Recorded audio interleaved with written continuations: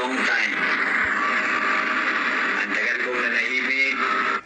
Ayan, matagal na nahimik si Congressman Tevez, no?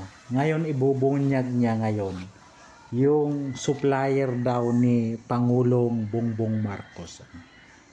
Pareho na kami ni Buskulong, matagal na nahimik. Pero ngayon, pinipilit mo kami. Ano yon? Sige. Nagsasalita ako ngayon because meron akong gustong ilabas na mensahe. We Negrosanons are not for sale. Kung meron man dyan sa Negros na nabayaran na, nakabaligya na mo, nabenta na yung firma nyo, pwede bawiin nyo or mag-execute kayo ng affidavit na nabayaran kayo. Huwag na. Ating matatandaan, ito si Congressman Tevez ay pinapabalik dito sa Pilipinas dahil sa mga kasong kinaharap at pinababalik dito kaso lang nag-file siya ng asylum at nanalo ngayon na hindi na siya ma-extradite papunta sa Pilipinas. Atin ibenta ang ating firma para sa PI na para lang sa kanilang sariling kapakanan. Para sa mga nagpapatakbo dyan, mga nasa gobyerno natin, Oh, sobra na ang inyong pang-aapi sa mga hindi sumasang-ayon sa inyong mga gawain. marahil ay tama din si Congressman Tevez, dahil ngayon ay kahit ako ay nakikita ko yung sinasabi niya na pag hindi ka sumasang-ayon ay kalaban ka, pag sumasang-ayon ka may pera ka. Di ba? Sobra na. I support the stand of the Dutertes. Tama ang sinabi ni Mayor Baste na tamad ka, wala kang malasakit, kung wala kang plano sa ating bayan, mag-resign ka na. Ang tinutukoy niya ay si Pangulong Bongbong Marcos na walang malasakit at hindi sapat sa tungkulin. Tama rin si Buskulong na tinitira siya. In-example niya pa ako. Balak yung gawin sa kanya yung ginawa niyo sa akin. Ewan ko lang. Marahil ako naniniwala ko yung political motivation, yung motive dito kay Arnie Tevez, Kung kaya niyo. Siyempre ako, ordinaryong tao, si Buskulong ibang klaseng tao yan. Pero sobra na. Matatanda natin mga kababayan, ito si Arnie Tevez, hindi nito sinuportahan si Duterte nung nakaraang halalan. Hindi siya sumuporta kay Manny Pacquiao, siya sumuporta. Pero ngayon nagsasalita siya. Sa akin. Ewan ko lang kung kaya niyo. Siyempre ako, ordinaryong tao, si Buskulong ibang klaseng tao yan. Pero sobra na. Tama rin yung sinabi ni PRRD na dati gumagamit, ngayon gumagamit pa rin.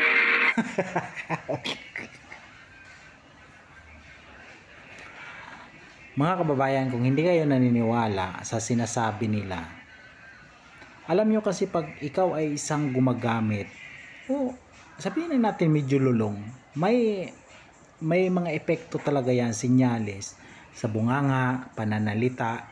Ang iba nga niya, ngiwi na di ba? Pagmasdan nyo yung isa,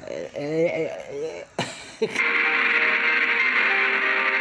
si PRRD may intent, ako rin may intent. sige. Alam ko yung katotohanan. Diba? Naalala nyo, binanggit ko yung supplier si Bebot Nolan.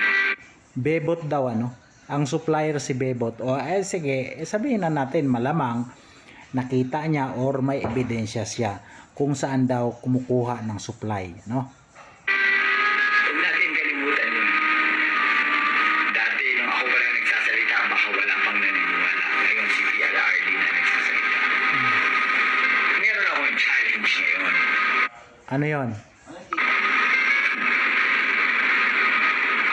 Sa mga congressman ngayon, or congressman dati, I challenge you, lalo na yung dating kumampi at sumipsip kay Pangulong PRRD. Magsalita na kayo ngayon. Tama si PRRD o mali si PRRD? O yan, hinahamon niya yung mga congressman, ano? Na mga, aywan ko nito, balimbing. Wala kasi nagsasalita eh. Bakit parang kami lang dalawa ni Wala nagsasalita kasi nga busog sila. Pag sila ay magsalita, malamang itong mga congressman ay gutom sila.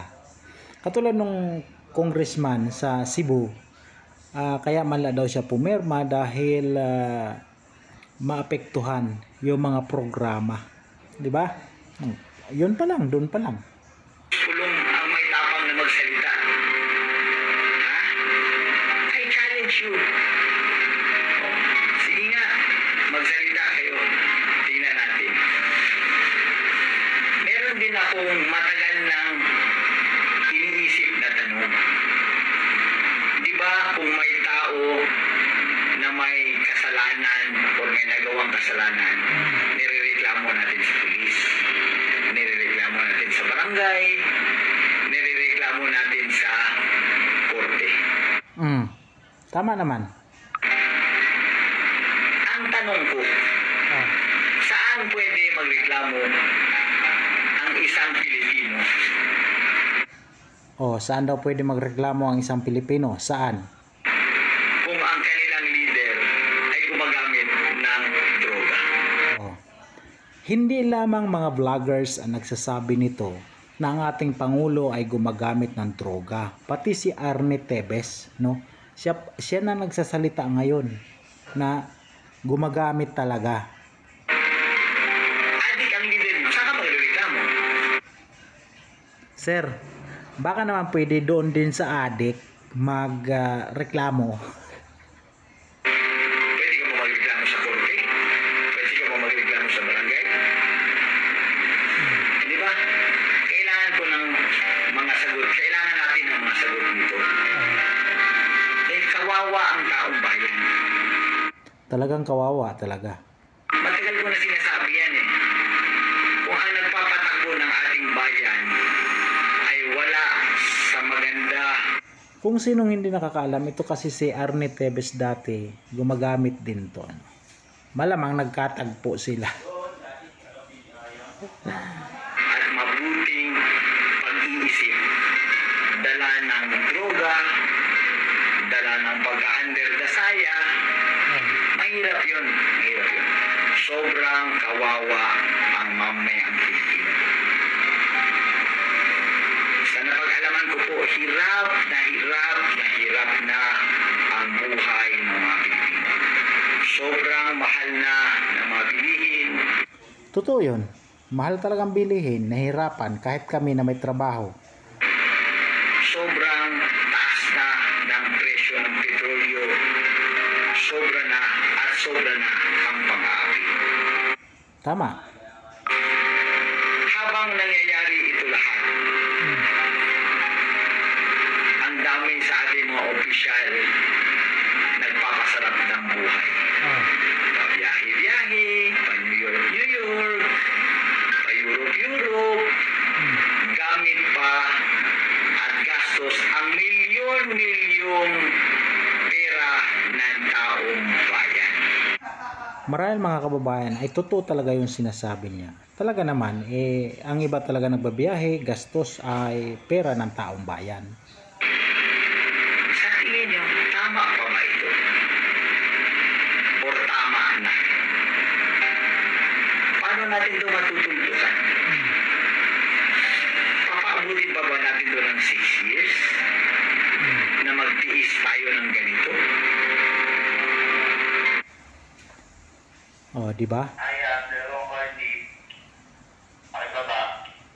Di ba?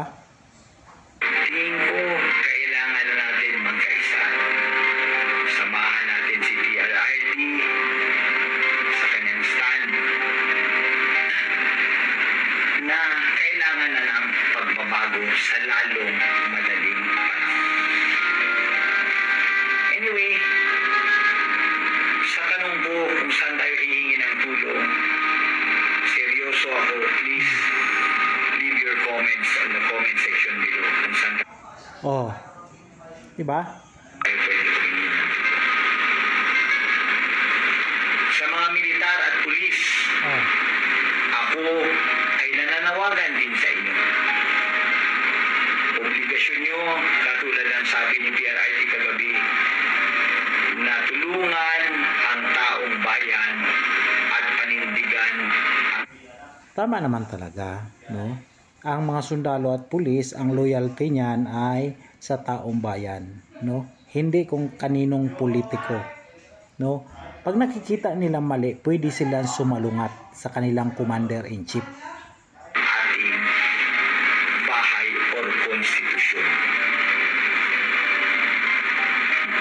Kaso lang nakikita ko naman yung pulis, lalo na itong ginawa ni Torre, ni General Torre, alam ko labag sa batas ang kanyang pag-aresto kay PRRD, pero kinukonsinti nila. Di ba? Unang-una, hiling ko sa inyo, hulihin nyo ang mga adik, Oh, lalo na ang mga nagbebenta ng droga. tama. Hulihin nyo lahat. At kung pwede, please, pakiunahin yung nasa gobyerno na gumagamit ng cocaine. Marami dyan nasa gobyerno gumagamit. Di ba?